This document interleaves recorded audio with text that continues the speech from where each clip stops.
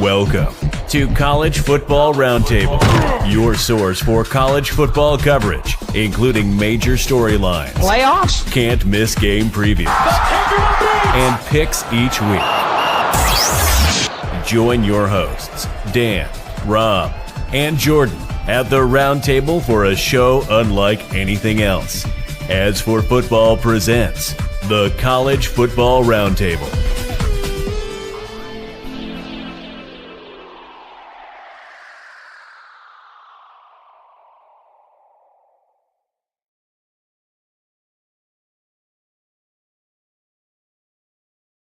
So, college football 26 is out. So, what does that mean? That means we are a couple of weeks away from the actual kickoff of the football season. We got some mad, crazy NIL deals going on right now. And I don't think there's enough hours in the day to talk about everything that we want to talk about college football, but we're going to give it a try.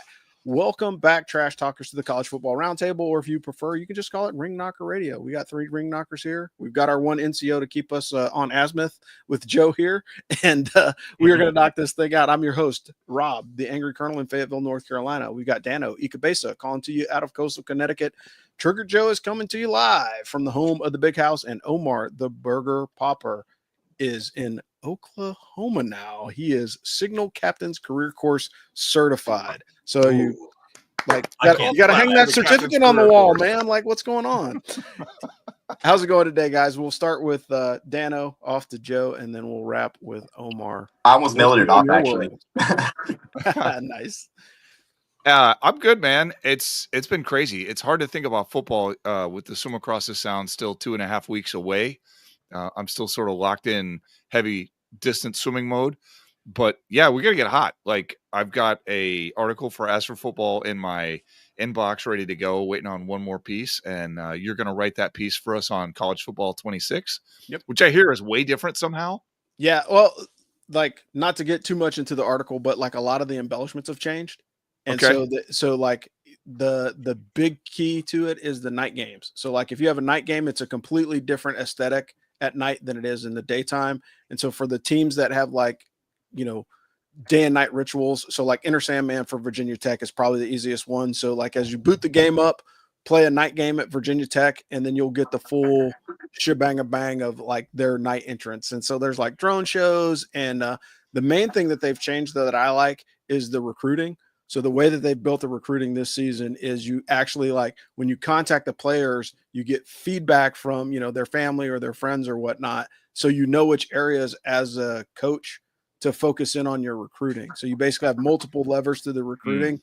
And for the first time in the history of all these NCAA college football games, they give you a window of what your team needs. So as you're recruiting, you can hit all the players that are going to be missing from your team next year that are going to graduate or whatever. And, there's some interesting things, but there's some other stuff under the hood that I'll dive into when I write the article. And then I'll focus specifically on, you know, how to coach as a service academy coach in the college football game. I got one question before we move on. Stretch goal. Are you recruiting for the military academy when you're recruiting for the Army football team on there? Yeah, 100%. So like, you can actually go in and set your team to where you can have a set number of transfers that are allowed onto the team or not. So I have it set at 0. Right. Okay. So that's one of the things. I guess what I'm saying is, like, are they like, no, I don't want to go to West Point because I don't want to join the Army, or that's not in the game yet? No, that's not in the game. That might be in the road to glory. So you're like, nah, man, I don't want to go to West Point. Like, now, if I'm an opposing coach, can I start war rumors to scare your recruits off? Yeah, I mean, that's possible. Can I send some disinformation out there? Yeah, for sure. All right, so Joe, how about you? How are things in your world? Oh man, just a great summer so far with the littles, and it's smoking hot here in Michigan. As of the last 2 weeks, it's been hitting the 90s. So, just really excited to see. There hasn't been this much hype around a Michigan quarterback since my crosstown rival Drew Henson went there, and it's mainly because he's such a high 5-star in the state of Michigan. So it's going to be exciting. And like I spoke to you earlier, I'm hoping for the best for the kid, because if he doesn't throw 30 touchdowns this year and beat Oklahoma in the early game, people are going to start talking. And I mean, I don't want to get into the show in the intro, but college football is changing, man. It's it's almost like a semi-pro sport now. Yeah. So, I mean, it by model, it essentially is. Yeah, 100%. But it's been great. And the Tigers just so happen to have the best record in baseball. What a shock. So it's been a good summer so far. Yeah, great. Omar, how about you? Newly minted Signal Captain's Career Course. So what are your thoughts? Well, thank you. Well, things are great here, except from the internet front. So if I drop out or I lose track of the conversation, the internet situation here is not great. We're trying to figure that out.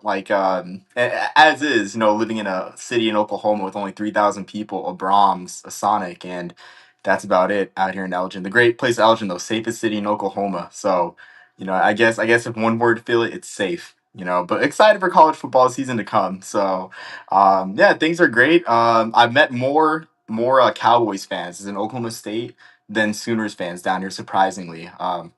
Our gas guy is excited for the Gundy tenure this year, so we'll see. I mean, I didn't want to burst his bubble, but I don't think it's looking so great in a very balanced Big 12. But things are swell out here. Nice. And for me, summer's been good, man. Been traveling a lot more for work than I thought I would. That's all right, because that's a good thing. Exploring new places and faces. And speaking of exploring new faces and places, we have somebody that can help you find a new home. So if you're PCSing to the Fort Bragg area, we have the realtor for you, Jocelyn Bradley. Jocelyn is a veteran who spent her Army career in logistics, where she discovered her passion for making a difference in people's lives. She's committed to helping her clients find their dream homes when they're in the market, and she provides exceptional service when she's working for you. Jocelyn has an extensive network of veteran realtors who can support you if you're relocating somewhere else in the country. So if you're in the market for a home, Jocelyn should be your first call. Jocelyn has decided to support As for Football again this year, which is great. And she's the right person to get you into the home of your dreams. So if you are moving anywhere in the country, she has a network of trusted realtors that you can get in touch with and help you find a place to land. So Omar, if you decide to move out of your safe place and move into another area in the neighborhood, give Jocelyn a call and she can help you find a spot. But the reality of it is that's how the West Point Network works. We'll dive into it a little bit more. But hey, let's hit the off-season headlines. So the first one that we have to talk about, and for me, it's a mixed bag. I have my thoughts on it, and we've mused about it, but what are your thoughts on Shedeur Sanders going late in the draft? It wasn't really a college football thing, but it affects it, given how everything is going now with name, image, and likeness, and now the players being paid by the universities. What are your thoughts? We'll go with Omar. We'll lead, so in case his internet drops out, we can jump on to Joe and then Dan. Thanks. Well, first off, with the whole draft thing, I'm gonna share my famous quote among my friends about the draft, where I don't watch a draft because if I wanted to watch people read, I'd go to the local library or the book fair. So to be honest, I just follow the draft on Twitter. But I think so. The whole Shedeur Sanders thing, I think it was both. I felt bad for I guess Shedeur because he was lied to by front offices, or he had some sort of um it's misnomer in his value. But I also don't feel bad because he's not the first prolific college quarterback, especially from a power conference, to be passed over like that. I know the comparison that was brought up was Gardner Minshew after he had his great year in 2018. He landed in around the same place. So I just think it's all part of the game. Unless there's confirmation, I don't know if there's actually been confirmation about collusion. It's unfortunate though, but I will say I think him/Dylan Gabriel landed in the worst quarterback spot for a young quarterback in general. Not just I know that people give a lot of guff about quarterbacks in general, but this is the worst place for a young quarterback to go to because they have Kenny Pickett with no clear plan. They clearly had no clear plan for Dorian Thompson-Robinson. I mean, he's on the Eagles for Kenny Pickett. And there's just and just in the past 5 years, a countless amounts of young quarterbacks that they have put through the grinder. Heck, even Bailey Zappi made a cameo appearance for the Browns for whatever reason. They a good young quarterback that needed some development, had no plan with the Browns. So overall, that's just my thoughts on the Shedeur situation. I don't really have anything big on he was colluded against, but I wish him the best. I think he's a great passer, but it happens all the time with good power conference quarterbacks being sliding in the draft like that. Yeah, for sure. Dano, how about you? It's hard to say. It's hard to say, but he's a smaller guy, and I think there was plenty of skepticism. It's a position that automatically doesn't necessarily translate as well as you might want it to, and he wasn't playing in the SEC. He was playing in the Big 12. So I just think that there was a lot of room for skepticism, and with all that skepticism on top of Deion Sanders' just whole presence, I think people didn't want a volunteer quarterback coach. They just, it's like, this guy comes with Deion. Okay, but is that a plus or a minus? And, obviously they made a decision. It just wasn't worth it. Too much hassle. Yeah, for sure. Joe, what are your thoughts? It's a tough one to address accurately, like Dano said. I will say it did feel personal to me. A touch based to touch on what Dano's last point. It did feel a little personal to me towards taking the Sanders family as a package. And maybe a little bit of that is, and we talked about it on the phone, maybe a little bit of that is the fact that when Deion was a player, he could hold these guys hostage because he was that great. And maybe this was payback, but could I be wrong? Sure. Having said that, the current viewpoint amongst Cleveland Browns, Cleveland Browns insiders and players that I've seen is that they love him. I mean, as far as the mini camp, the way he addresses practice, all that talk I heard on draft day has shifted, and it looks like he's getting along really well with the Browns. So, I mean, they might actually have a draft gem in Cleveland for once in a steal. But the best thing about football is we always have that old quote to lean on. That's why they play the games. The truth about Shedeur Sanders, what kind of quarterback is going to come out, or what kind of quarterback he is going to come out. It's going to come out on the field, or he's going to be holding the clipboard, and that'll tell you, what you need to know is the way the starters worked out in camp. But I feel like some of the higher ups kind of wanted to let his dad know, maybe this time we're in charge. But like I said, I could be wrong about that. Yeah. Social media talked about it for 4 days afterwards. So, yeah, I think for me, it's pretty straightforward, man. Like there is a lot of dislike of Deion Sanders as a coach, right? And I legitimately think that there's a lot of speculation, like, oh, Prime's going to Dallas. Like everybody was talking about that at one point. Like, hey, he's going to leave Colorado and go to Dallas, or blah blah blah blah blah. I think the whole situation with Shedeur was kind of like a warning shot from the NFL to Deion. It's like, hey, things have changed, just like college football has changed, and we are not going to allow this to happen, right? Whether it's right or wrong, it is what it is. And like I said, it'll come out on his play on the field. To Dan's point, like Shedeur being undersized, like, yeah, he's undersized for an NFL quarterback. But you know who else probably is a little undersized? CJ Stroud, right? He's not a big kid either.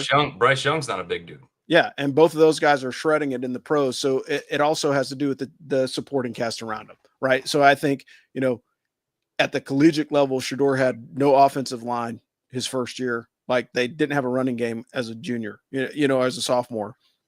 As a junior, they got a little bit better, but he still was the most sacked quarterback in college football. You can't base it off of that statistic because there's 10 other players on the field. You know what I mean? And I don't think that's a fair assessment of him to hamper his draft status. And there was a point in the outline that Dan didn't cover, but I'll mention that as well. It didn't hurt Travis Hunter, right? Like, yeah, for sure. The exact opposite effect. That's what makes me think it's a parental thing and not a Colorado thing, because they came out. Travis Hunter obviously won the Heisman and did all the great stuff, but they came out of the same program with a lot of similar accolades. And Travis Hunter, he's in a good spot now. Yeah, and I think that's. Go ahead, Joe. Oh, just to touch on that, I read it today that he is the first player in history to have his number retired and not be drafted in the first round.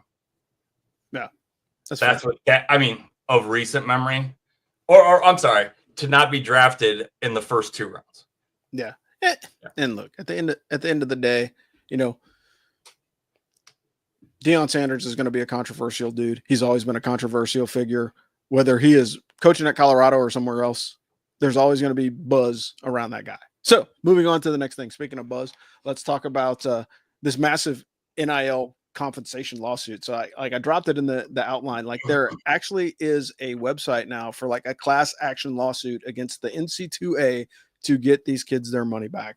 But the long story short is, a court decided that the NCAA has to pay back $2.8 billion over the next 10 years for name, image, and likeness of student athletes.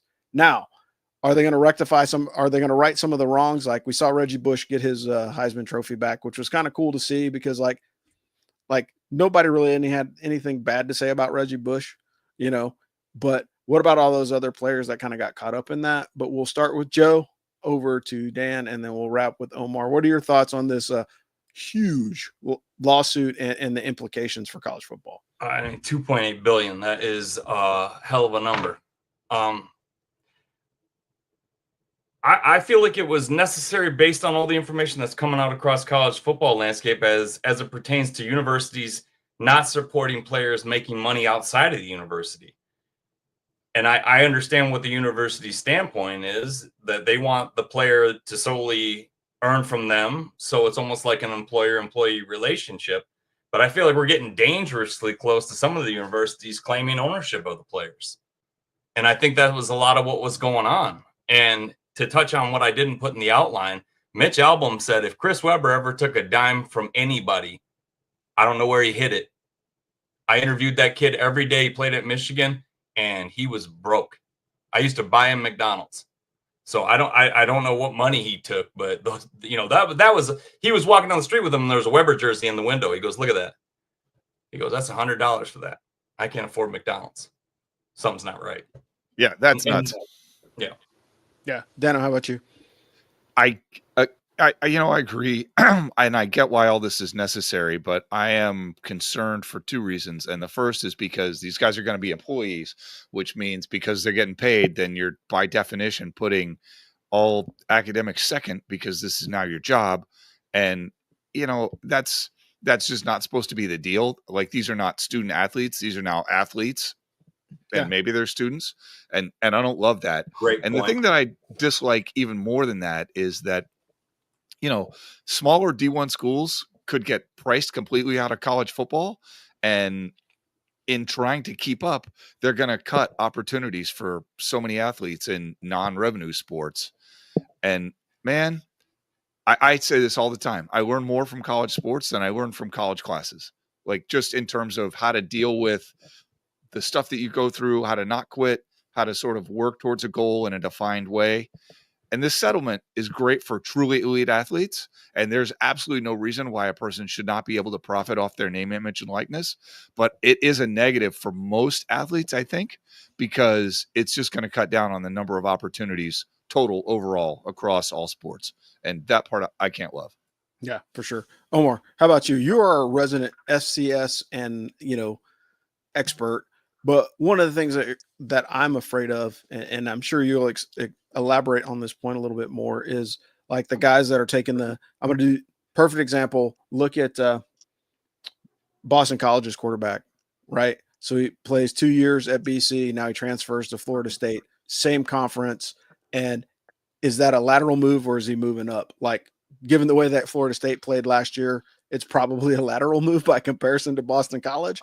But that being said, are we going to see that interplay between like a smaller school that can afford a football program losing their talent to, one of the bigger programs in the group of four? But I'll let you elaborate on your point. I'll pause there. Yeah, I think that's a good point too, Rob. And to add to that, I do think that there will be haves and have-nots from a conference perspective. I can't really say to the FCS level, but in terms of like backing and in terms of opting into the house settlement itself, I know there's teams within conferences that are opting out of the settlement and staying in the conference, like with teams that are opting out into the settlement or whatever I just said. Teams are opting in, teams are opting out that are in the same conference. And so that might cause some sort of disparity. To be honest, I feel like the whole house settlement, it's great that the athletes are getting their final due, but I've told people it's like, look, I don't know, I don't know what type of free time you have, but I simply do not have the free time to sit through hundreds of pages of legal documents. So I just choose to sort of just have a general basis with the house settlement. What I will say is this, an interesting quote I found was, I don't know what athletic director it was, but it was one at the FCS level. I want to say it was either Montana's or South Dakota State's. It said, to be honest, I don't know what FBS or FCS will be anymore. If you're FBS, is it because you're opting into the house settlement, or because you're playing in bowl games? So I think that sort of confusion. I do think that a split is on the way between the FC or FBS, where there will be kind of an FBS light. I don't really know what to call it, where there will be, the teams that opt in the house settlement, will all be in one group. The teams that opt out will be kind of a third FCS, which it's interesting because I guess it means more teams will get to play in bowl games. That's always fun. But I think in the end too, Dano's point is really big because, like you said, a lot of athletes are losing opportunities in non-revenue sports. You see schools cutting programs already. But also too, with the roster caps, something I didn't notice at first, I didn't think of at first, was the walk-ons. How many guys, the guys that really want to play on a school that they grew up watching as a kid, watching, or grew up nearby, grew up watching, wanted to play for the school their whole life. They end up getting boxed out because of the house settlement with the roster limits of 105. They can't even walk onto the school, and their spot is virtually taken. You can't really say 1-to-1, but someone that is going to transfer out 2 years to a conference rival takes that walk-on spot on the roster. I'd hate to use a term like The Rock uses, but player 106. I know The Rock likes to say player 54 with the UFL, but player 106 is really getting screwed out of here. And it's not just the non-revenue sports. It's going to be college football too, where that happens, and a lot of other places where it's like you could afford to keep a guy not on scholarship, but if you opt in the house settlement, roster limits are roster limits. You got to follow that. Yeah, I think what we're going to start seeing is like, I really stopped watching football when like free agency took over, right? When you look at the NFL, like its free agencies is so crazy these days. Like one week the guy's at, your favorite team, and the next week, like, oh, his jersey's gone because he's playing somewhere else, right? And that's already happening in college football. It's Castellanos is the BC quarterback. It took me a minute to recall that because I'm not up on my college football. But my other thing is this, we're asking an 18-year-old kid to understand contract law, right? Name, image, and likeness in and of itself is okay because that's an agreement between the player and a company or a business to like, hey, we'll support you with X number of dollars for this period of time. But like when you become a university employee, like, dude, you're asking him to understand the finer points of employment law. Guess what? That means he's got to pay payroll taxes, workers' comp. There's all kinds of things that like when you get that first real job as an adult that like, whoa, man, like where did all my money go? And there's a laundry list of things that get pulled out of your account because you're working in a real job. And then the other part of it is like, what happens if one of these universities gets some crafty shark lawyer and puts a non-compete clause in there? So then you can't transfer. Because if you transfer, I'm going to put a 10-year non-compete. So your eligibility is gone. So now you're screwed. You have to graduate from the university that you signed the contract with. And I don't know if that's going to be the case, but these are the things that are going to happen because I'd throw a morality clause in there. You're a 19-year-old kid, you get caught drinking or you get on academic probation, you don't get paid. Like, why? Because you're not performing the task in which you were hired, right? And so there's a lot of pitfalls and traps that I think people are not going to see because they're celebrating the number. Like, oh, 2.8 billion, that's great. Joe, you got a point. Go for it. Yeah, just to touch on what you're saying, the gym I go to the gym with the grandma of the number one girl volleyball player in the state. And she committed to Louisville. And if you're like a sports nerd like I am, that you know what that means. That's like going to Alabama in football. But literally when we were leaving the gym, she goes, yep, get to go interview NIL lawyers today. And I was like, oh my goodness. But these kids, the short answer to that is some of these kids that are elite are protecting themselves. Yeah. Which is true. The kids that are, I don't know, if I was taking NIL money, I would be like, okay, I need one of y'all to help me set up a lawyer. So I like outside of the school, I'd be like, okay, well, pay for me to get legal counsel and that'll be part of my NIL money. But not everybody's going to make that right call and be protected when they go in. So I don't know. It'll be it's crazy to talk about college sports like this. It's well, so, you got to be careful too, because you don't want to ask your employer for the recommendation for a lawyer, because that is how you get conflict. Yeah, for sure. I realized that as I said it, I was like, well, I mean, like, giving money to go retain one, or yeah, but you understand, but we understand the point, Joe, and that's the scary part, right? So, like, we already took a situation that was kind of getting out of control with name, image, and likeness a couple of years ago, and now we've added a whole bunch of layers of shenanigans and calamity. So, and the other part of the House settlement is it basically defanged the NC2A. So now what does the NC2A do with all this money getting thrown around?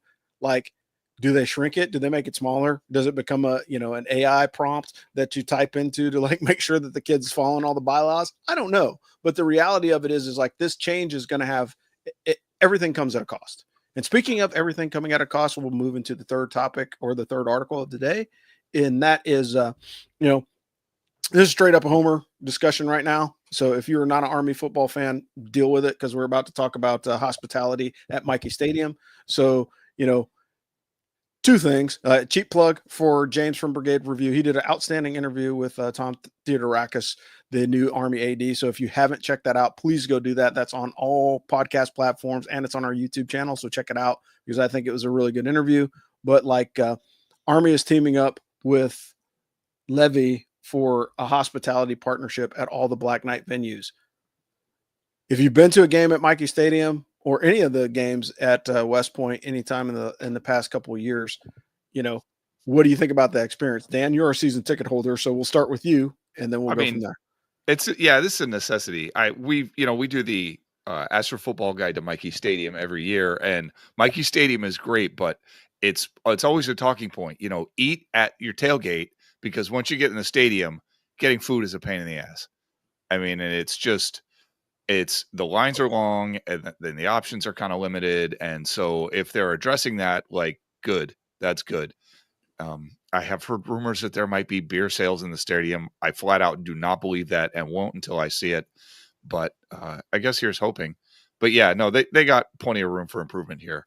I mean, Michie Stadium is great, but dude, it is one of the oldest stadiums in the country, and there's no easy way to modernize it. I mean, you can see what they're doing to modernize the East Stand. Yeah. So they got to take baby steps for the most part, and this is a good step. Yeah, for sure. Omar, you go to a lot of college football games, or at least you try to. What are your thoughts on this? Let's see. I guess I could make a smart remark like, yeah, I'm at a college football game. I'm not at Denny's, about the food. So food isn't the most paramount thing, but I can understand why improving the fan experience, which surprisingly though, I'm a younger old grad. Not sure if that's a term compared to you guys, but I have not been a fan of the Michie Stadium renovations, because maybe it's because I'm a product of the history department, where it's like I kind of like Michie Stadium having a traceable footprint to the original structure. But I understand in this world, Army can't do direct payments, beyond, the cadet stipend, the Army Athletic Association can't pay athletes. So maybe this is a way for better facilities, to better recruitment.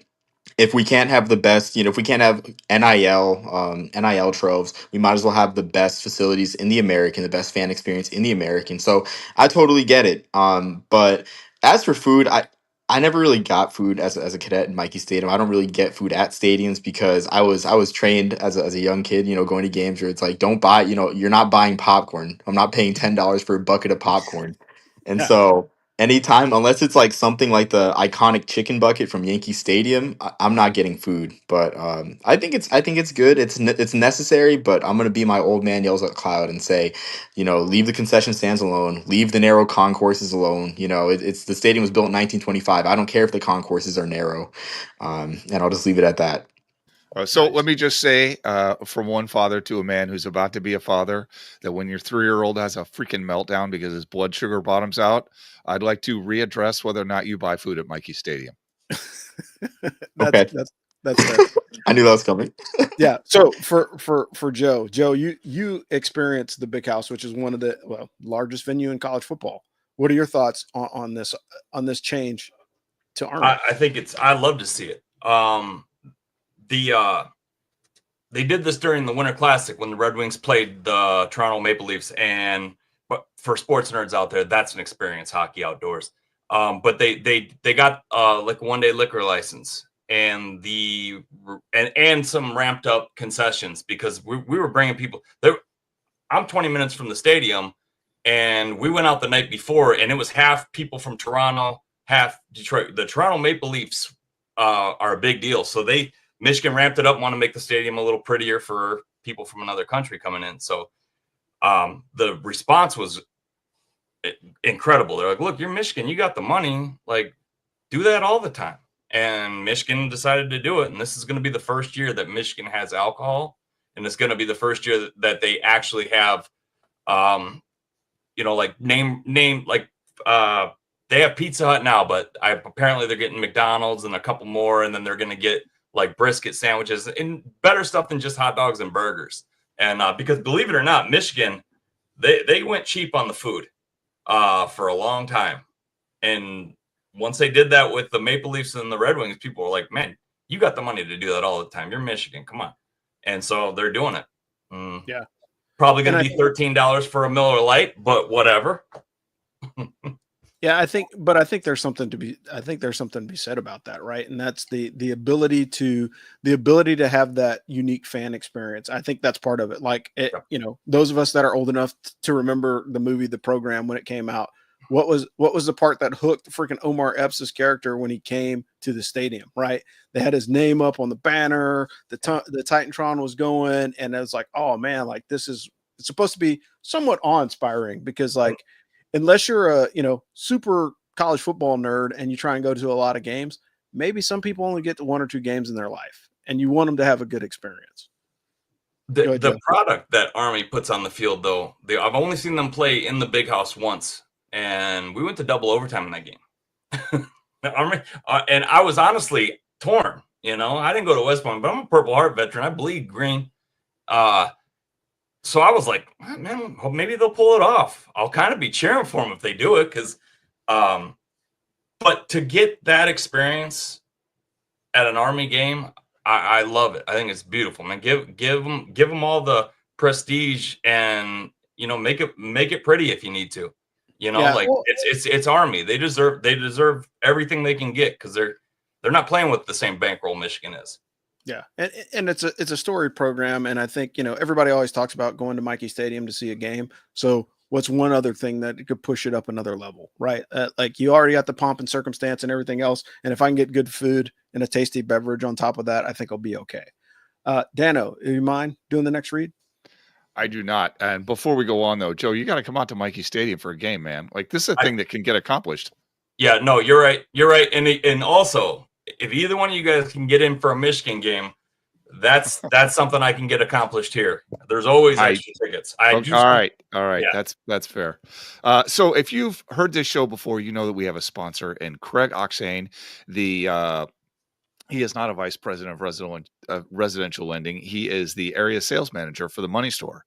Craig is a West Point graduate, class of 1994, licensed to lend in all 50 states, but he was recently based out of Chicago. I'm not totally sure he's still there. It doesn't matter. He is one of the biggest VA lenders in the country. He can get you he can lend to you no matter where you are. It doesn't matter where Craig is. It matters where you are. So he's going to offer you super competitive rates. He's going to give you the best deal he possibly can. And I don't know if you've noticed this, but like the housing market right now is nuts. Like it's crazy out there. The mortgage process is super confusing. Interest rates are moving all over the place. Every day rates are going to go up. No, they're going to go down. Inflation is going to go crazy. No, it's going to simmer down. Like it's a stressful time if you're trying to buy a house. And that's why you'd like to work with somebody that you can actually call on the phone and have a conversation with. And that's Craig Oxane. He's not a big box bank. He's not some mindless website. And this is how the West Point Network functions, right? Craig is helping us stay in business here at As for Football, and we're trying to help you get the best deal on a mortgage that you possibly can. Plus, Important point, Craig does not charge landing fees for veterans. That's a huge savings, like $1,300. So save yourself $1,300. Like, it's too easy. So Craig's link is on our website. Greg Oxane, area sales manager at the Money Store. Go to askforfootball.com. You click on the little business card there, either for him or for Jocelyn. We'll help you find your house, find your realtor. We'll get you a mortgage. I'm telling you, Army people move, and we are here to help you do the thing. All right. Thanks, Dano. So into the topic, like we've been talking a lot about off-season stuff, but let's move into some topic close to near and dear to everybody's heart, right? Getting into the football season and week 0. So a lot of people have been talking in the off-season about, like, what do you do with Army Navy? And one of the things that we've talked about is the challenge of, the way that the Army Navy game is structured. It's the last week of the season. It's after championship Saturday. And it's one of the most notable games that everybody wants to see. But here's the other part. You got a ton of pundits out there that are saying, oh, move Army Navy to week 0, right? And the reason why they're saying that is because it cleans up the season. It makes it nice and neat. But, I wouldn't say that I'm like 100% a football purist, but I think I've watched enough college football to remember the time when the Big East shut down and the backyard brawl went away for a while, right? Now, imagine taking a rivalry of that competitiveness or, the war on I-4 and dropping it in week 0. How's the fan base going to take that? So that's the topic this week. What do you think about week 0, moving matchups around? We'll start with Joe, move on with Dano, and then we'll hit up Omar. I don't mind moving matchups around per se, but when you start talking about the top 5 biggest games of the year, regardless of where you live, Army Navy's in there. Ohio State, Michigan's in there. There's several SEC games that are in there, and I don't think you'll find a single coach that says, yeah, schedule them week 1. Why not? We were going to play Toledo, but bring on Alabama.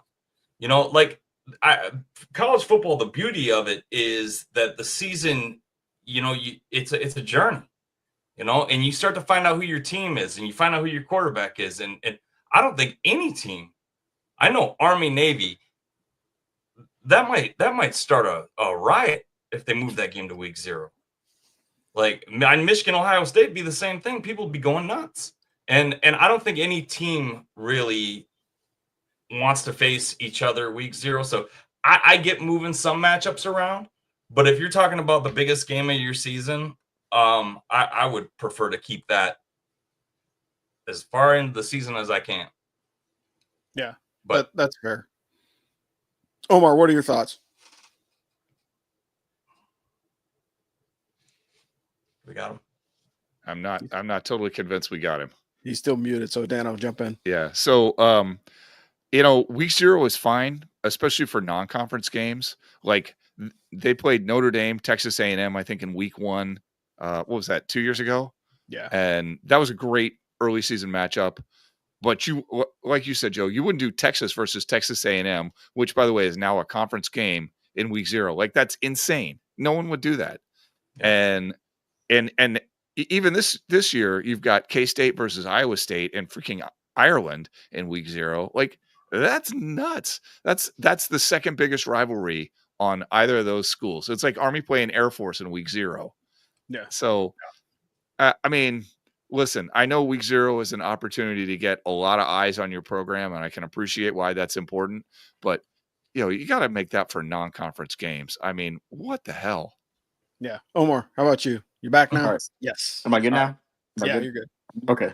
Yeah. So again, like just to piggyback off Dano and Joe, like you wouldn't do this with other rivalries, and it's funny because there's another rivalry that's about to go by the wayside, Notre Dame USC, and week 1 even is a non-starter for that rivalry. So like, why are we treating Army and Navy like that? And I think what it boils down to is Army Navy has a lasting power and the I guess the lasting power to survive no matter like whatever postseason format college football has, right? A lot of rivalries can't say that. Even I'd hate to say it, Joe, like Michigan Ohio State, where Michigan upset Ohio State and it ended up being like irrelevant in the grand scheme of the season. Like Ohio State still won the national title. Like Army and Navy can go on without the playoff or can go on and not participate in the playoff and go on without the playoff in general and not lose relevance at all. I mean, I think that's just what it boils down to. And I think it's funny for me because I guess I came up like as a college football fan with Army and Navy kind of being that sort of. I've seen both sides, I should say, and I know you guys have too. Where Army and Navy was at noon on championship weekend. It was the appetizer for the SEC title game on CBS. I can remember like too, just when you look at the stats, like the 2008 game that was on at noon was the lowest rated game of the millennium, and I think the lowest rated game since the 90s. Where Army Navy was like used to be, hey, Army Navy's on, that's cool. Let's get on to the bigger games of college football. Let's go on to the SEC title game, and I think that's just wrong for a rivalry with Army Navy. And I think this topic is a good of everything we talked about, NIL and everything, where those things aren't inherently evil, but at the end of the day, Army Navy represents what college sports used to be and the goodness of college sports, where these guys are not under contract to play sports for a school. They're not receiving any ad money, and that's not to say I'm not trying to say that players don't deserve those type of things, but there's a purity to Army Navy and the fact that it can withstand the changes of the playoff expansion that adds to the beauty of it. So I feel like I just kind of long-windedly added to what you guys said, but this is my take on it. Yeah. Look, and I'm not going to beat the dead horse. My only thing is like, hey, look, I'm all for having like a service academy in the beginning of the season. Like if Army would have played like their FCS opponent in week 0, I think that would have cleared up some space for having another bye later in the season. Because like if you look at the murderer's row of the last month that Army had, they, nobody wants to admit it, but they were nicked up going into the Navy game, right? There were some injuries that were there that were critical that may have been avoided had you had another week off, or you might have had another player available or whatever, because it's all about having, the healthiest team possible going into your rivalry game. Like, in 2016, we saw that was like the big bone of contention that the Squids had was like, oh, well, our quarterback got hurt in the championship game. Well, it sucks to be you, right? Like, that's what you would have told us. Yeah, football's a rough game. Yeah, if Bryson Daly wouldn't have been available for the Army Navy game, they were like, well, it sucks to be you. Like, we're gonna beat you anyway, right? And so I think it merits it, because like when you look at last year's season, like who would have thought, right? Georgia Tech made national news by freaking, keeping their pimp hand strong on Florida State in week 0. Like they took them out, and like that was an enjoyable game to watch. Like there's a lot of people that enjoyed that. We didn't realize that was like the bellwether for the rest of Florida State's season, because they did not play well at all. But the reality of it is like it put Georgia Tech on the map. Everybody knew who Haynes King was after watching that game, because he was such a great quarterback, right? And so I think that there's something to be said about like having that type of exposure, but we also got to look at dollars and cents as well. So like if you're looking at a service academy going to Ireland for a week 0 game, that's going to be expensive, and that's going to cut into a budget that's already kind of tight and, hard to justify. The reality of it is like maybe we put the kids on a ship or C-130 and move them over there on government transport and make it a little bit cheaper. But even still, that's going to be an expense that the university or the colleges respectively may or may not want to put into. And so that is one of the things that you just have to consider. Like I would love to see an early season FCS matchup at Mikey Stadium televised on TV. That would be dope, right? It would be good for the team, and it's good for the other opponent too, because like if I'm a smaller school and I'm playing Army on national television, that gets my brand out there. That's perfect. Like if I'm Air Force and I'm playing, a smaller school, that helps them out. And I think there's something to be said about week 0, but I also think that, you could set yourself up for failure, and certainly no coach in their right mind is going to be like, oh yeah, put my rivalry week 0 in the Bahamas. I'm still worried about 19-year-old Bryce Underwood going to Norman, Oklahoma in week 3. Yeah. Or week 2. That's going to be scary. Well, and that's the thing. And that's the thing that you got to realize is it's like it ebbs and flows. I think week 0 for a service academy is probably a better game, because I think they'll be more prepared just because they don't have a lot of turnover in the off season because of name, image, and likeness and all the other stuff that goes with it. If you look early in the season, the teams that like bought in a whole bunch of NIL players weren't all that great. And then by the end of the year, like those guys were on fire. Look at ECU, just using them as an example in the American, like they caught fire after they played Army and were pretty damn good for the rest of the year. So look at Notre Dame. Yeah. Right. They were one of the best teams in the country, but it take them a little while to come together. another Yeah. fan base that I've been pretty ruthless with in the off season on Facebook. It's like, okay, look, fellas, I get it. That was a phenomenal run, but I was betting on Ohio State to win the whole thing before they even knew they were playing you. I knew that, like you saw, that roster of 20 million finally became a team after Michigan thumped them, and their head coach was like, now Omar said that it was irrelevant, but only because Ohio State won the title. If they didn't win the title, Ryan Day would be on the hottest seat in America. He would, because he was for 3 or 4 weeks. They were like, man, they all wanted him gone. So it was irrelevant in this how it impacted Ohio State's season on the score sheet. And like champions, my hat's off to them. They could have hung it up, but they woke up and came out and easily were the best team in the playoffs and deserved to win. But Notre Dame didn't beat Northern Illinois, so they need to calm down with their He-Man talk. Yeah. Right. Well, I think that's something to be said. Like, look, if I mean, go ahead. And like, this gets off a little bit of the week 0 topic, but like, hey, let's be real here. Like, if you're a Notre Dame fan, great season last year. Hat tip to you, great. However, if you're really wanting to wade into the knife fight of college football, join the ACC. You're in the ACC for basketball. You know, like, put your name in the ring and compete year after year with the same opponents and give yourself. Do they have the same opportunity if they play in the ACC as they would as an independent? All right, so we're well off the rails now, but yeah, if you're one school with an independent NBC contract for broadcast, like, don't think of them as college football conferences. Think of them as broadcast rights collectives. Like, this is the world we're in, and Notre Dame is its own broadcast rights collective. So, yeah, they are better or worse. They are a brand in and of itself. They have been on NBC as long as I can remember, since I've been watching college football, and so, like, there's something to be said about that. But we will cover week 0 in a little bit more detail when we actually have our week 0 show for the College Football Roundtable. Look, check it out, y'all. We have covered a lot of ground in the last 45 minutes. We appreciate you guys being here. But just a quick note, hey, we're 39 and a butt days before college football starts again, if you can believe it. So we would encourage you to take a look at the Ask for Football website. Sign up for our mailing list. It really helps support the show. Plus, you only get one email a week that gives you all the information and all the articles that we've produced up until that point. And if you're really froggy, you know, and you enjoy what we're doing, check out the Patreon, register, sign up. It's on the screen. It's flowing by you right now, but it's at patreon.com/askforfootball. And join us all this season. We're going to be doing picks of the week. We're going to be doing analysis of pre and post games, and you get to hear Joe's Blue Falcon of the week. And that's always an interesting discussion because he labels a person in infamy that probably did not have the best week in college football. But for the team here at the Ask for Football College Football Roundtable, I am your host, Rob, the Angry Colonel in Fayetteville, North Carolina. We got Trigger Joe calling to you out of the home of the Big House. We got Dano Ikebesa calling to you out of coastal Connecticut. Omar is in Oklahoma, but he has dropped off, so I'm assuring that his internet got jammed, or he probably had somewhere else to go. But we appreciate him for joining us, and we thank all you guys for checking us out.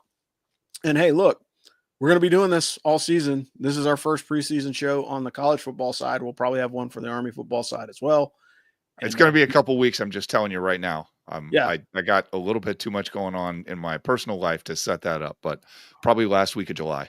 Yeah, well, hey, and one last cheap plug, because Dano mentioned it earlier at the top of the show, but if you guys have joined us late, like, he's got the Swim Across the Sound, so please follow Dano and sign up for it. Yeah, sign up for support him on Team Rock the Black Gold, and they're doing the Swim Across the Sound this year, and he does it every year. You know, cancer sucks, so do something about it. But yeah, it really does. Yeah, but again, for the team here, we really appreciate you checking us out, and we'll see you guys next time. And until then, beat Navy. Beat them. Thanks for listening to this week's Ask for Football Army Football Show. We hope you enjoyed our deep dive into Army football. Remember, whether you're cheering in the stands or following along from home, get all your updates on the Army football team at askforfootball.com. And as a special thanks, we would like to thank our sponsor, Jocelyn Bradley Real Estate. If you're looking to buy or sell a home, Jocelyn Bradley is the expert you need. Visit jocelynbradley.com for all your real estate needs. Don't forget, subscribe, leave us a review, and follow us on social media for all the latest updates. Until next time, go Army, beat Navy.